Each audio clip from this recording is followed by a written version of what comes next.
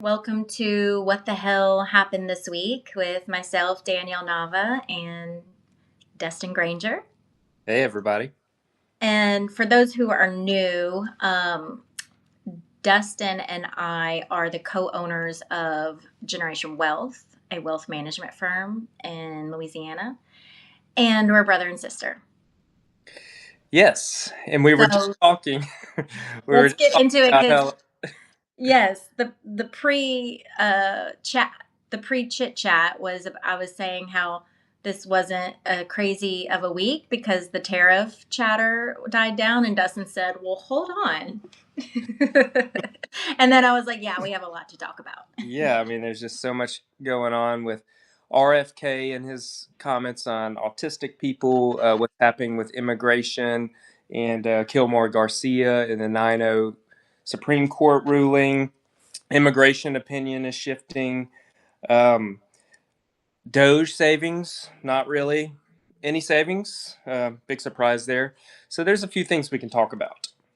Yeah, my first thought going into this was because the Kilmore Garcia story has been going on for a month now, but I was relieved that there was not a huge story in the news this week about, tariffs.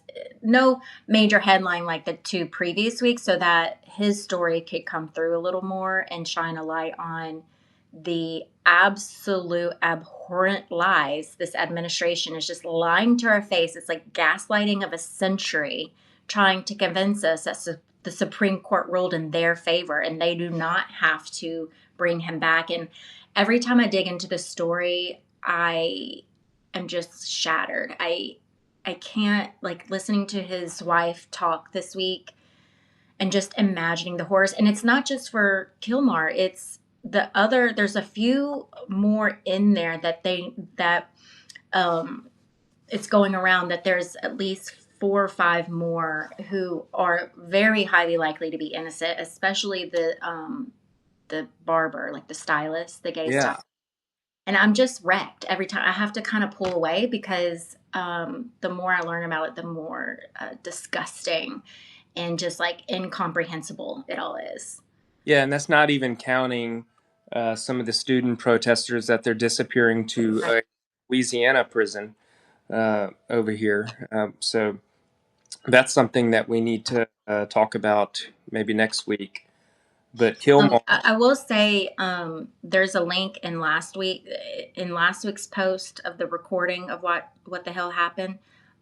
There's a link to the it's a Kennedy resource website, not RFK, but their whole mission is to shut down this Louisiana detention center, which recently learned, and we talked about a little bit last week, is known for inhumane conditions and torture and treatment. hmm. You can go check that out in last week's post. Well, just picking up on Kilmore again, Ezra Klein just released a new podcast, and he's got a 12-minute version on YouTube too called "The Emergency Is Here," on just what you said earlier about how they're gaslighting us and actually trying to tell America that actually the Supreme Court ruled in their favor, which is a complete lie.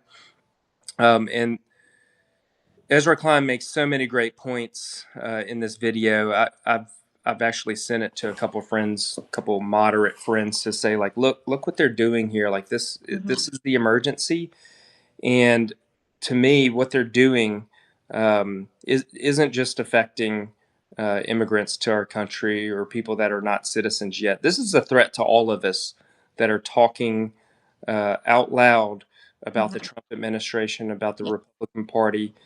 This is a threat to all of us.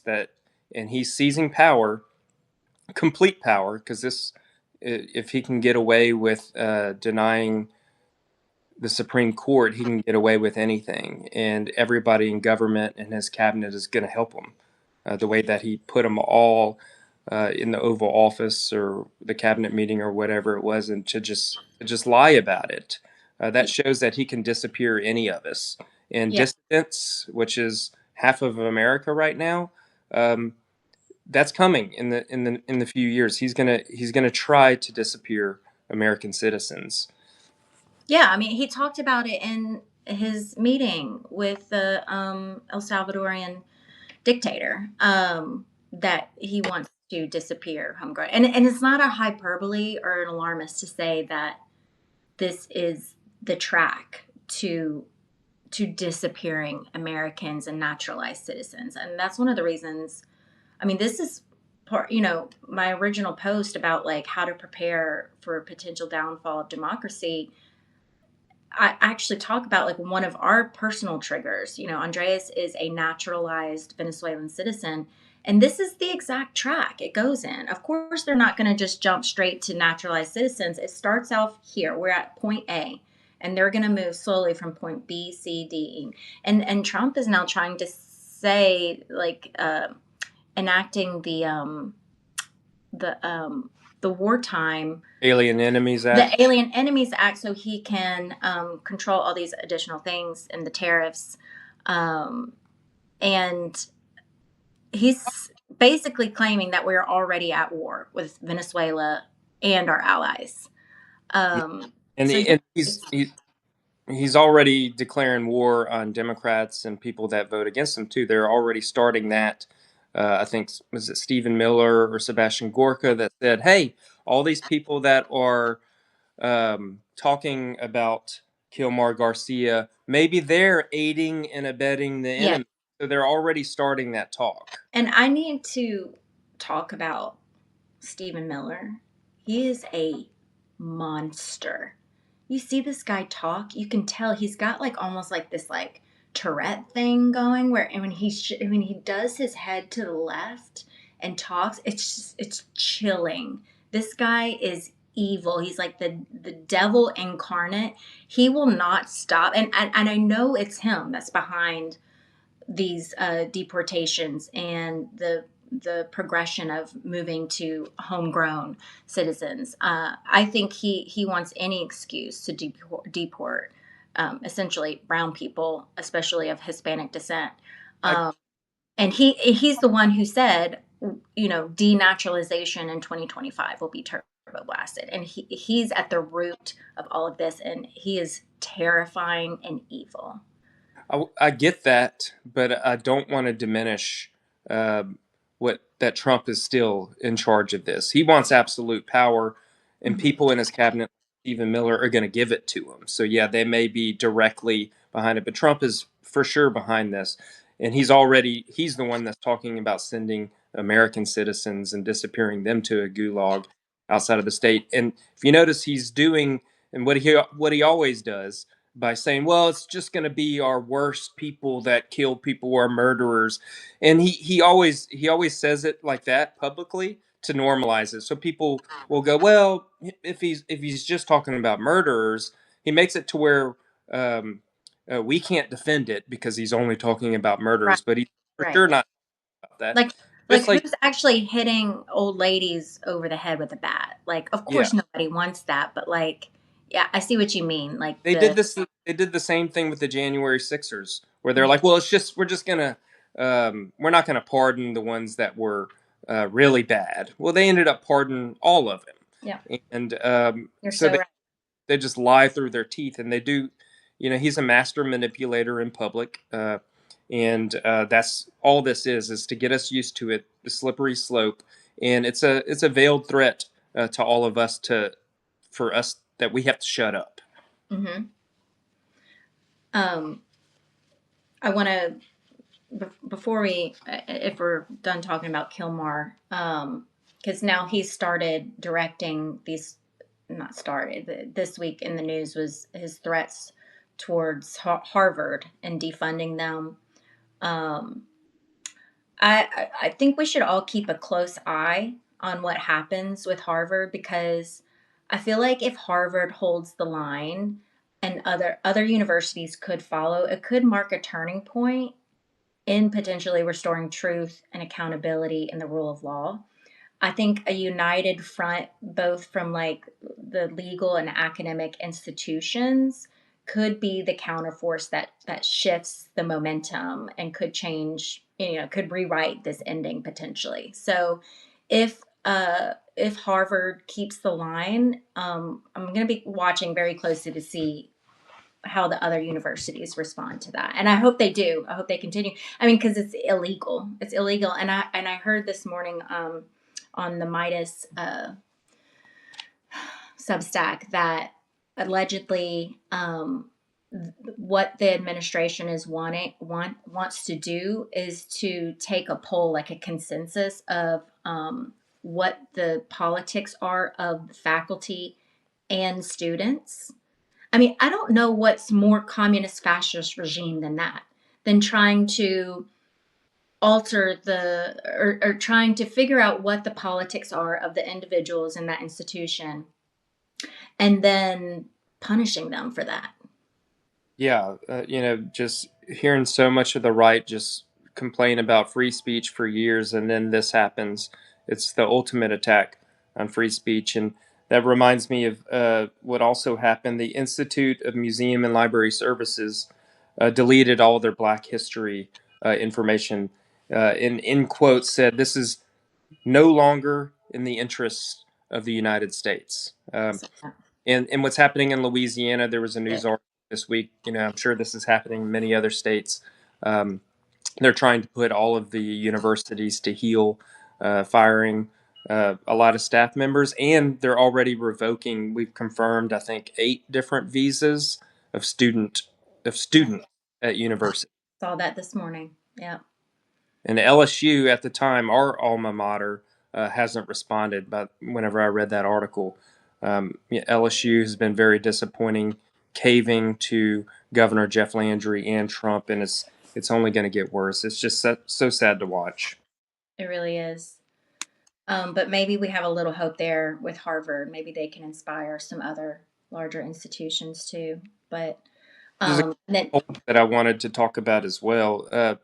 Dan Pfeiffer released a poll from Politico on Twitter talking about how things are changing on immigration. Like people are just disgusted about Kilmore and all of these situations. So the people are on our side, not just Democrats. The vast majority of the United States are on our side. And there's been some Democrats that are in Congress that won't release their name. They're saying that, well, we shouldn't be jumping on this because it looks like we're defending immigrants and stuff like that, which is exactly what Trump wants to do. No, no, this is it's this a is not. trap. Everything is a trap. Yeah, I mean, this is standing up for due process in our Constitution. We should always stand up for, and you're crossing so many lines. Um, and And due also process is for every human, not just citizens. exactly, Habeas corpus. polls are also changing. Thankfully, that Democrats are now back on top of the economy in polling, which we should always be there because Republicans are just terrible on the economy. They've always been that way. Trickle down economics has been the root of all of this, starting in the 80s, and the destruction of the middle class and the tax cuts Reagan. for cops is really just everything that we're going through today really has roots in that and their destruction of the American economy and the middle class. And now, with the tariff situation destroying small businesses. I just watched or listened to a New York Times daily podcast where there was a woman that had a small business that she had to get manufactured in China, and she's about to lose her house. And there's thousands of small businesses around uh, the entire nation, around Louisiana, that have been destroyed overnight because this manufacturing thing. There was also another poll that showed that people think that we need more manufacturing in the nation, which in some cases we do, some manufacturing. But when asked if you would want to work that manufacturing job, it was a lot smaller It's amounts. like 20, 5%. yeah, 5%. not, We want other people to work that. Sure, sure. That's how that works. Okay. nobody wants these cheap manufacturing jobs, and we built our economy over the last 50 years and outsource that because that's not what we want to do. We're able to, we're a service economy now. where we are the leaders in the world in health and education and engineering and innovation, all these things. We don't need to make Nikes over here and pay people $1 an hour to do it. Nobody wants that. But that's what Trump is doing with these tariffs. He's targeting um, that and even hoping that we bring that manufacturing here. Well, it's I, just small businesses. I think that's part of his. I think in his, you can't predict what's going on in his little pea brain, but I think he wants some iteration of China. I think he looks at China and he's jealous of what Jinping has over there, and I think that's his way. Part of it is his way of like wanting to have that kind of society and economy over here, Yeah, and his little round tables in the Oval Office. It's like it's very much it's giving reality show. Like we were literally in Trump's reality show of him. It's like an apprentice, a yeah. fascist apprentice. It's just They're like, disgusting. yes, dear And Lord. all the women, We're the recognize blonde hair and the cross necklaces. And then I saw like Dr. Oz just dyed his hair blonde. I'm like, how what does is going it, on. how does this get weirder? How does it get more bizarre and If more you turn on vicious? Fox News and there's a blonde with a cross necklace, like you're about to get some Nazi shit. Yes. Oh, God. Um, Oh, okay. and I wanted to tell you too that before we came on about what's happening. Yes, I want to hear because this is news to me. So let's hear it. What did he do now? So I signed up for to Truth Social a few years ago, whatever. Created an account on there, because I was going to troll a lot of MAGA and stuff. Well, anyway, I guess I'm on their email list, and I got an email the other day announcing that Trump is doing managed investments now. The Trump Corporation separately, they're called SMA, separately managed accounts. That's what we deal with. We're financial advisors. So sometimes for people's accounts, we hire money managers to run parts of people's accounts like Vanguard and stuff. Well, now Trump is starting one that so people can now invest in what Trump wants you to invest in, and that opens up a whole nother level of corruption because are they going to pick? Are they now going to have all the inside information on what stocks agree with Trump or not, and that are going to get priority over tariffs or investment from the feds or whatever, and try to enrich the people that invest in these? That's Yes, like it's going. yes, that's what's going to happen. Oh my God, that is so wild. I mean, as if the digital coin Ponzi scheme wasn't bad enough, as if the last past two weeks, a week ago, the market manipulation wasn't bad enough. I mean, there's no bottom. There's absolutely no bottom with this regime. And I tell, there's a friend of mine that's another financial advisor, and he's somebody that's not really politically active, and he's worried about the tariffs and the market turbulence and stuff. And yes, the tariffs are causing a lot of it, but I wanted to remind him that it's not just the tariffs; it's the undermining of the rule of law Hmm. in America that is really causing the capital flight, and that is the things that won't be able to be undone as long as Donald Trump is in office. So people, Exactly. these all businesses, their stocks and everything are going to be worth a lot less because not only because of the uncertainty with the tariffs, but because the rule of law has been undermined. That's been our advantage in America as the financial system of the world. If we lose that, um, I don't know if we can come back from it for a long time. And also, not just the tariffs, what Doge has done, and firing so many workers, essential workers that we have needed, in going after Medicaid and Medicare, which is still coming down the pike, that is going to undermine the economy as well and cause poverty to increase. So all these other things, in addition to tariffs, are why I'm worried about the economy moving forward. Yeah, I mean, every day we hear a new European leader coming out saying the West as we know it is over. It's also those relationships, as you said, like on a global scale. there will be less investments and less money flowing our way just because of the trust loss. Like other world leaders do not trust us now. They don't trust Trump, and therefore, and Trump picked this fight. So he picked it. He's Yeah. poking all these bears, and then that, yeah, I think that's a great message for individual investors to keep in mind. Is it's not just, it's a layered situation right now. It's not tariffs are one of them, but then you have the undermining of the constructs and foundations that Doge has been doing, and then global trust. All of these things are going to affect everything about our economy. And meanwhile, Trump's trying to individually pull the strings. Like just today, this morning, he announced, and we've heard him throw Jerome Powell under the bus before. But if Trump doesn't get his way, and because he thinks he can just go take a wrecking ball to the economy and then force the hand of the Fed to lower interest rates to try and boost the economy. Because as a reminder, when interest rates go down, that means the price of borrowing money to buy, especially big purchases like homes and automobiles, land, etc., starting a business, it becomes cheaper to do those things. And those are all economy boosting activities. So in his mind, he thinks he should just be able to manipulate it to encourage and boost the economy.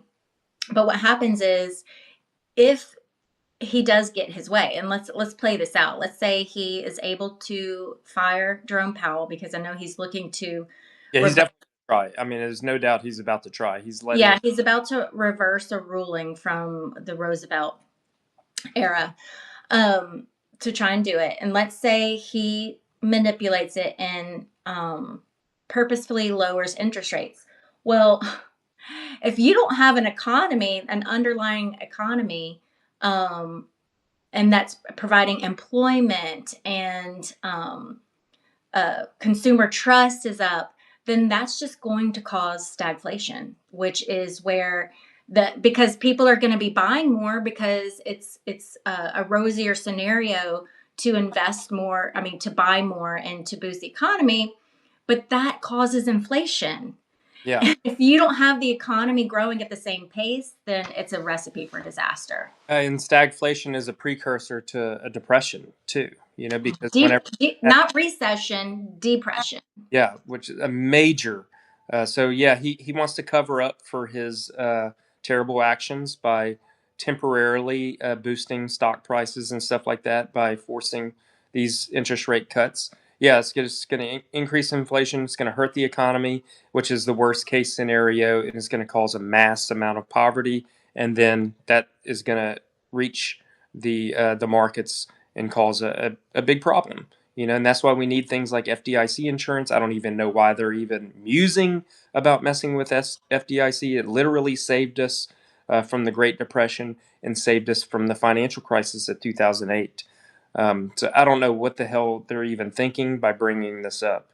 And just to pick on Elon for a second, because it looks like I guess he's on the way out. His Doge program, his savings, he promised $2 trillion of savings. Well, then I was keeping tabs. It went down to 1 trillion. Well, then it was 150 billion, I think, last week. So dropped even more, which is just, you know, just a marginal the rounding error for our GDP. And then it's down. Then it went to 92 billion, then 63 billion with no receipts. So we went from 2 trillion down to 63 billion he supposedly saved, all while wrecking the economy, And which lost people's about trillion livelihood. dollar, $5 trillion And of assets he and wrecked. people losing their livelihoods that were doing important things. Again, the foundations of our economy. Yeah, and now over here in Louisiana, we're uh, the legislative session just started this week. Pray for us Jesus because we have Christ. a GOP supermajority. They're going all in on this Maha stuff. They're trying to cut teacher pay now. Um, uh, we have an insurance crisis over here, so uh, things are happening at the state level as well that are going to accelerate a lot of the problems. And uh, I don't know what we're gonna do. I mean, listening to Jeff Landry talk, it's like he sounds like I don't how you make. I guess one of the benefits of having such a country or such a Cajun accent is just supposed to sound charming. His sounds like a super villain. He He sounds does. like a cartoonish super villain. He does. He's just so skeezy sound. Even So, people like we posted about him on TikTok recently from his state of the state address or whatever to the legislature on Monday or Tuesday, and people are like, "Who the hell is this guy? He sounds like a dirty, corrupt politician." People that have never seen him, it's your first impression. And I think over here in Louisiana, I think we need to tie the Republican Party in Louisiana to Jeff Landry because he's not mhm, even popular with Republicans over here right mhm, mhm. What do you think? Uh, I mean, how do you think this is going to go down? Um, what didn't he now say didn't JB John Bell Edwards leave him with like a massive profit? Like now. didn't Yeah, yeah, he walked into a surplus and we're already in a deficit? yeah, we're already going fat. Well, he just raised sales taxes to mitigate some of the deficit. So he raised taxes Tax on the to poor pay middle a lot class. of these tax cuts to the wealthy. They lowered the top income tax bracket. They never start at the bottom. They always say they want to cut income taxes, but they always start at the top. They lower the corporate income tax, which again, the corporate income tax, small businesses don't pay that. These are big corporations that pay the corporate income tax. So when you cut them, you cut their taxes. These big corporations are owned by out of state shareholders. So Hmm. you're basically throwing money out of state. Um, and not to mention, um, well, I can talk about insurance in a second, but and also the corporate franchise tax, which is going to cost us $400 million a year in revenue. And so now Jeff Landry is threatening to cut teacher pay by $2,000 a year. We have such low teacher pay as it is. I think he's trying to punish them because his tax scam amendment failed Right. weeks ago. So now he's saying, well, we don't have enough money. Well, Jeff Landry and the GOP, again, I don't want to put it all on Jeff Landry because the GOP helps him with all of this. Um, they just got rid of hundreds of millions of dollars in revenue. Just in November, they passed this in a special session. And now they also want to, in this new budget, they want to put $50 billion a year for these vouchers to private schools. So it's just a complete attack on public education in our state that needs more education.